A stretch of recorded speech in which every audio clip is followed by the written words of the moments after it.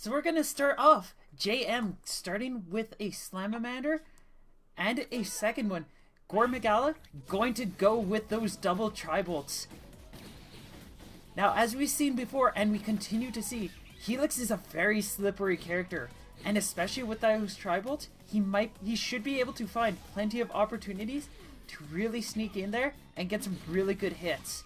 JM, though, getting really good, well-timed, really well-thought-out swings out with the Slamamanders and just pinning GoreMagala down, preventing him from really being able to get anything going. That rush might have actually been a mistake, just because the rush of the Slamamander has a far slower and weaker hitbox than continual just general Slamamanders. And it seems like that Slamamander is actually putting in a lot of work. It just stopped GoreMagala's Tri-Bolt rush in a complete and utter good fashion. And JMCanada just takes round one. However, GoreMagala switching things up. Go ahead. No, it's fine. You can go ahead. Alright. So, GoreMagala switching up to the double toasters, a very well-known setup for him. Jam going for another rush, isn't able to have it land quite well. It does require very specific motions, very specific timing for it to really work out for him. And this time, Gore's having a little more luck, being able to pressure JM a little bit more, though JM does have the main stage and the main platform to himself. And it seems that the toasters are actually doing a lot of work on JMCanada. However, he's coming back with the Slamamanders, but will it be enough? He goes for the rush and gets the hit. However, will it kill? No, not yet. Just need one more hit, but who will get it?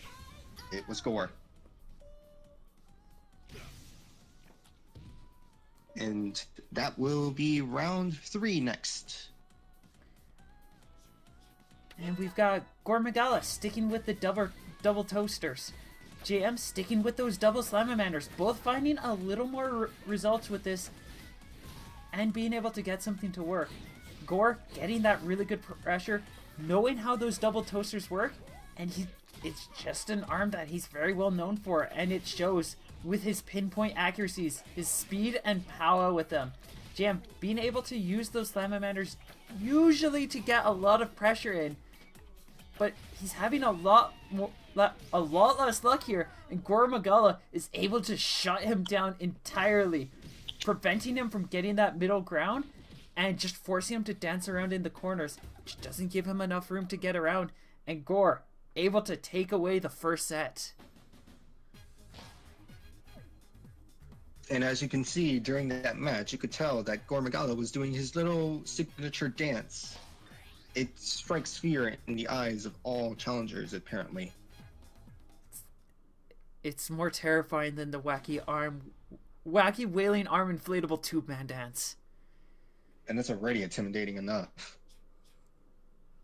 Anyhow, we are going to game 2, round 1, and JMCanada going for the actual Kablammer, which is an interesting choice.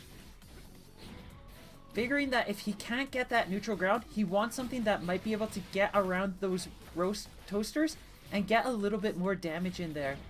Sticking with at least one Slamamander, as it's very capable of getting that really good pressure in, but he's not even having much luck finding a single shot right now, and he is low on health. It looks like it was just taking Gore a few moments to really warm up, but now that he's warmed up, he's just getting that damage in there. A good 375 damage rush from JMCanada, as well as a Slamamander slap.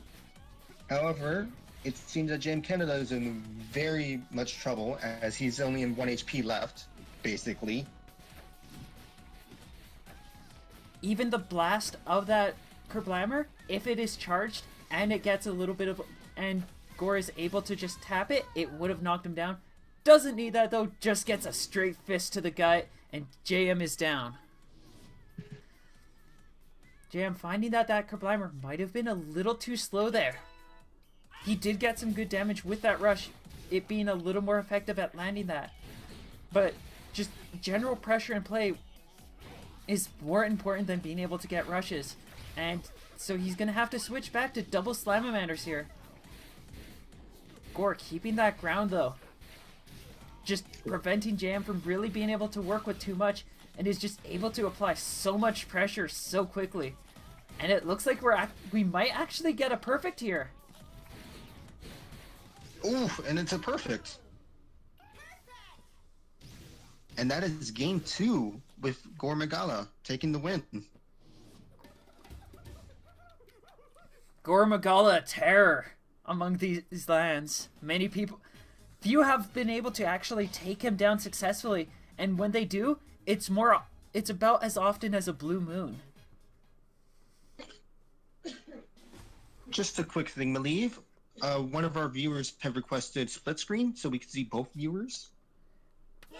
I'll do it this time. I'm generally not a big fan of split screen, as more often than not you do get to see what's going on from one view or the other. And in this scenario, I find that you tend to end up focusing on one side or the other in the end, but then you just don't generally get to see as much as to what's going on. That said, that is a personal preference of mine, and I can understand that a lot of other players might want to see split screen a little bit more. And as we get back into the match, we can see that both players have their rush, and they're using their rush. However, none of them hit, except for Gore's chip damage from the rush. Interesting trade there.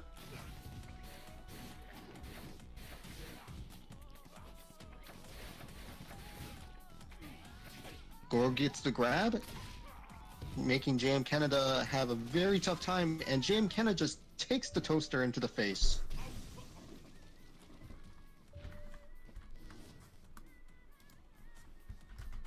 And now we go into round 2 of game 3. Will JMCanada be able to come back with this, or will Gore just take James' win again for this week? JM switching to double roasters. Now we've got glove on glove action. JM just trying to find something that might be able to work. Gore's able to hit the Swift's neck body. Maybe JM is able to use those roasters to get a few good shots on against Gore. Oh, Gore gets the rush and gets the hit confirmed, does 270 damage. Tries to zone out JMCanada with toasters. However, it seems that it's working for GoreMagala. And JMCanada loses this Elite Four challenge for this week. I am truly sorry about that, JMCanada. However, you still have next week to come back for this.